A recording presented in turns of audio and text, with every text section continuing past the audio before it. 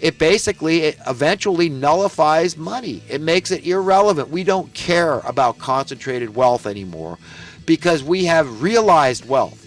We have freedom. We have security, and we have prosperity. We can have anything we want at any time we want. We can live anywhere we want at any time we want. Free. We don't have to answer to anybody. There is no qualifier here. This is absolute because this is God's will for us, okay, is to be free. Okay, and no man, if it is God's will that we be free, who is any man to keep another man from being free? And again, this all relates, this all pertains to this monetary-based unreality that we're all foisted into and weaned on from birth. So how can we know reality? So the only way we can get a glimpse of it is by stepping back, using our God-given imagination and saying, wow, what would this place look like if I was free? When I didn't have to answer to anybody, okay? Then I said, you know what, I've got a conscience, and you won't be in that place unless you're willing to live by conscience. That's it. This is the whole separation of the wicked from the righteous that's coming upon the earth. Whether that's a metaphor or what, but you won't survive. You won't be able to cope because you need to get ready. You need to, like the parable about the virgins and the oil in their lamp and the one that didn't bring enough oil for her lamp. You've got to cultivate. You've got to get enough in us worth saving. You've got to survive. We've got to get through the drought, the famine, the spiritual famine that is upon the earth. And we've got to know ourselves and know which side of this thing we're going to stand on.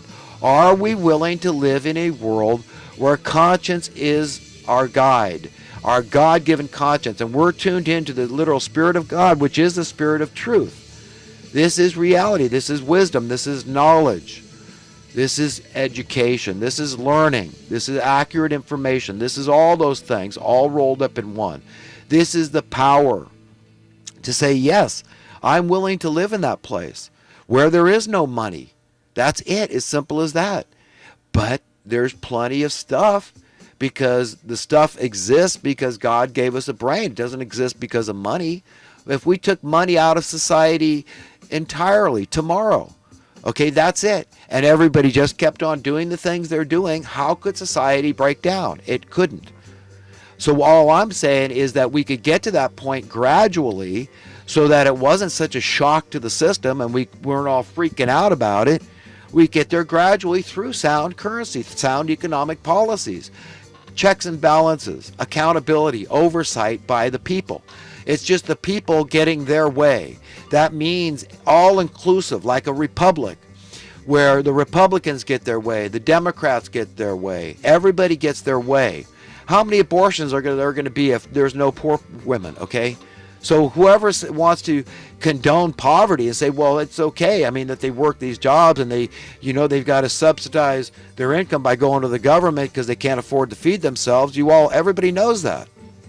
So, I mean, I'm speaking to the wind. This is Cloward and Piven strategy. But yet you want to condone that, and you wonder why the woman has an abortion. You wonder why your daughter turns out she's a prostitute selling her body, or she's engaging in pornography. You want to know why? Well, I'm telling you why, okay? And until you're willing to have sound currency, that's the most radical thing I can ever say. That's it. That's telling the Federal Reserve, look, you're useless.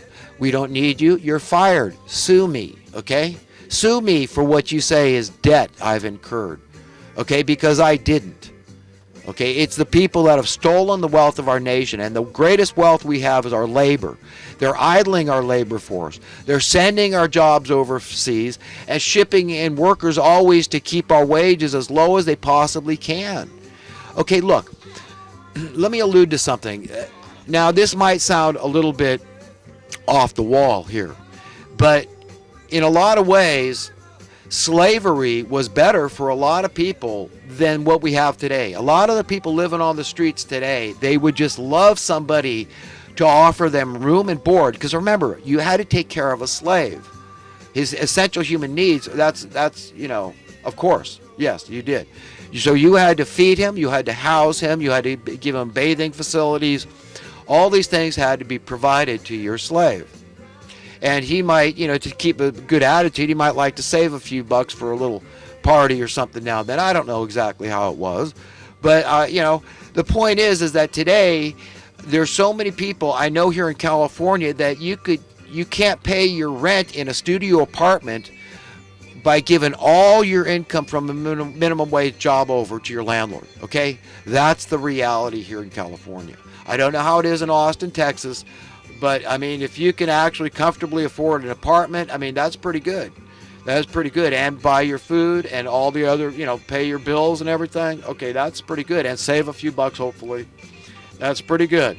But it can't be done in California. But here's the thing, okay, is that the bar just keeps going up. This is social Darwinism being brought in incrementally. You keep raising the bar, so more and more people are falling through the cracks. They make more and more misery out there. People, they lose their will to live. They can't play the game anymore. They can't conform. They drop out. They don't like the system, and who can blame them? God's not condemning them, so who is anybody else to condemn anybody for being poor? It is not the poor that are told they have, bad things to look forward to, okay? It is the rich. Those are the ones that, it's harder for them to go to heaven than for a camel to fit through the eye of a needle, as it's written, as a metaphor. It doesn't say it's impossible, so rich people can repent and go to heaven. It sounds like Donald Trump is doing that. It really does. In fact, he said something that directly alluded to that. So maybe he really is a good guy. Maybe the establishment hates him. The New World Order, good. I hope he's elected. I hope he's our president. And I hope that the socialists and the liberals get behind him and say this is okay. Well, about the building the wall and this harsh immigration. Let's make your focus sound currency and let America set a shining light example and watch Mexico's problems dry up, or any other nation where we're getting excessive immigration from. Let's help them solve their economic problems by setting an example and solving our own and seeing this problem go away. Because already here in California, they say more of the Latino immigrants are leaving, believe it or not, are leaving California. So already conditions in parts of Latin America are better than they are in California right now. So that's statistics. That's a matter of fact. They're leaving faster than they're coming into California. Okay, that's where we're at here. So this is not our main issue here. But the economic stuff is always there and nagging. It's always harder and harder and harder. Keep raising your cost of living. It sounds so innocent, but that's your taxes. That's it. Especially, it's worse than taxes. People evade their taxes all the time, right? You got to afford an attorney. Hey, here's a loophole. It's all legal. But the poor, no. Your cost of living is something you must pay. If you don't pay it, you will die out in the cold. And that's how they extract these exorbitant rents and mortgages, okay? They wouldn't be able to do it if they couldn't. And then it all falls on the back. Oh, well, we've got these the human welfare services, the social services set up, right? There's supposed to be a safety net and catch people that fall through the cracks because they know they've got a guilty conscience. They've been allowing the crony capitalism and the fascism. So they know if they don't do this, you're going to see, like Alex Jones always calls the food stamps the electronic bread line. Yeah, you'll see it. You'll see it manifest itself just like it was back in the day. All the people dying out in mass. Hoovervilles, of course, you'll have Hoovervilles everywhere set up. And people will bind together and they'll start looking after each other. And then finally they'll lift themselves out of it the hard way. But that's what we had. We had a renaissance for a period there when the cost of living was low in America, when you could save money pretty easily and you could provide for your family and save up and be generous. Okay, it was a lot more egalitarian, like Gerald Celente always points out. America at one time used to be the most egalitarian nation on earth. And I can only see egalitarianism as a good thing. And for it to happen naturally, not to be forced. I'm not saying we need Big Brother. I don't need Big Brother dictating to me. My conscience is supposed to be my guide. I abide by the law because my conscience dictates I abide by the law. Because it applies to the golden rule and treating others the way I want to be treated. So I'm not going to steal. I'm not going to kill. I'm not going to lie. I'm not going to cheat. I'm not going to do these things. I'm not going to covet your wife or your property. Okay, I'm not going to do bad things if I abide by the golden rule. So anyhow, folks, I like to keep things simple. And I hope today in this video it's been inspiring or thought-provoking at least. But, yeah, I just want to keep it simple, man. And stay focused. Sound currency goes up in worth.